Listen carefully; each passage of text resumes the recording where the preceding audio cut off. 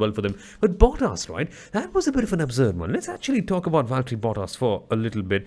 Remember, of course, Bottas could be potentially on the way out and going to Alfa Romeo as the rumours come up. And a certain young British driver called George Russell, never heard of him. He's maybe going to be signing for Mercedes. But yes, this was weird, Kunal. Normally, Valtteri Bottas is, again, docile to Mercedes team orders. And even this time, right, when we saw the team actually advise Bottas that, right, you shouldn't maybe go for the fastest lap, he aborted it. I mean, not aborted. He slowed down by a bit, but he still ended up setting a lap record. So was it an act of defiance in a way? Was it just maybe the first two sectors were so good that he just couldn't help but go out there and just post that fastest lap? What do you reckon? Is there something deeper to it?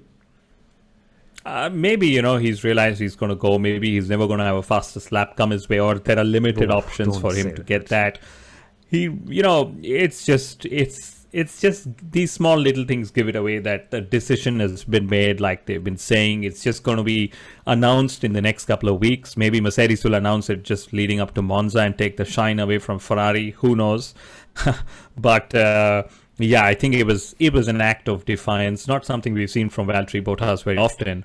And I must say, although Valtteri Bottas was horribly slow, he finished almost a minute down on Max Verstappen, and 15 seconds more and he would have been a lap down as well, because Verstappen actually lapped all drivers all the way up to Pierre Gasly, which means the only drivers he did not lap were the drivers who finished on the podium with him, right? And another thing about the sporting aspect as well, for some reason, and it's of course it's easy to assume the reason, it's probably because of the circuit characteristics.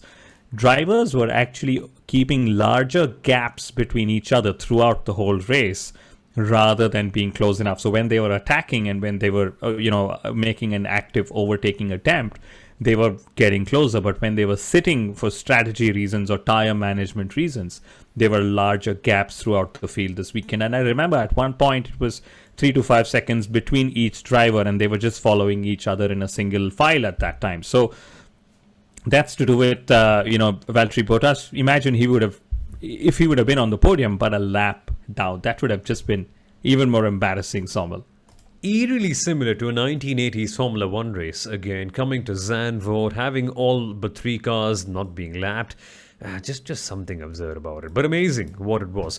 We've actually got a few interesting questions on this. Let's analyze it from the very core, because of course that is what all the questions from social media have been like, and there's some really awesome ones right here. So let's attack this right away. There's one that I can immediately get it. There's one by Abase and Shilp. Of course, I'm not sure if Abase is the right name, but hey, that's not the point. Both of them have asked the same thing. Was Mercedes' reason for Bottas' last pit stop for safety an excuse to get Hamilton a pit stop? Was it really needed? And of course, Shilp has asked the same question, just paraphrased. Honestly, Kunal, this just... of course, Formula 1 teams don't really throw excuses that badly, but didn't seem like any reason for them to do that. So, I don't get it. I think it was just to let Hamilton have that space for second place so that he could go and get the fastest lap there. As if he didn't have it already. I think so. Yeah, I think so as well. It was probably just that, let's just go with both drivers, see which one gets it. It was also a case of giving Hamilton just enough leeway should Valtteri just, act tough in the closing stages, if he was in P2 and not letting Lewis go by. So it was probably just that why Mercedes pitted both their drivers, Soumil. Indeed, there was that. Of course, we've also got one more question on this matter before, of course, we move on to talk about the midfield. And this is a very interesting one. Give me a second, I'll just find it right here. One from Shilp. Why Hamilton was saying he had a hard time passing back Marcus? Was it really? This is one by Shilp, of course. And Shilp has asked a pretty good one, because Hamilton was coming on the radio. He said, okay, Lewis said that Max is getting really lucky with back markers.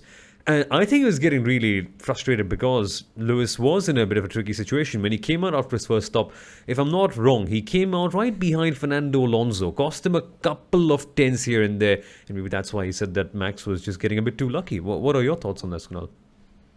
I'm glad Max didn't return the favor on the radio by saying Lewis just got lucky. He had Mercedes from 2014, But I know that's below the belt, guys. But actually, thank you for all our Dutch listeners who are at Zandvoort at home for not booing Lewis Hamilton.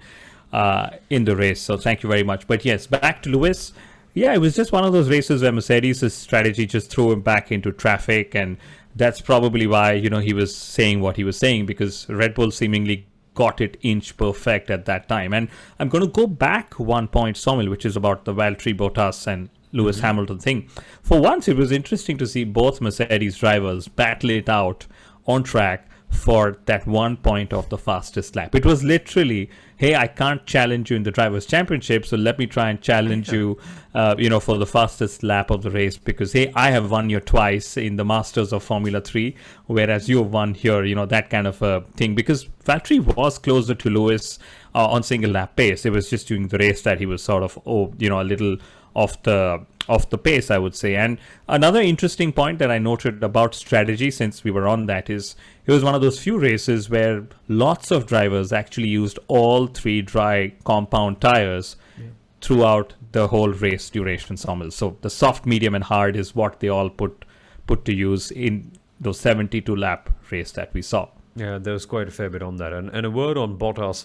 It was unnecessary. It's like when you leave your home and somebody with you asks, hey mate, did you remember to turn off the lights in the bedroom? And you are blank. It's unnecessary. You don't need to get into a squabble like that, right? It just gets you worried.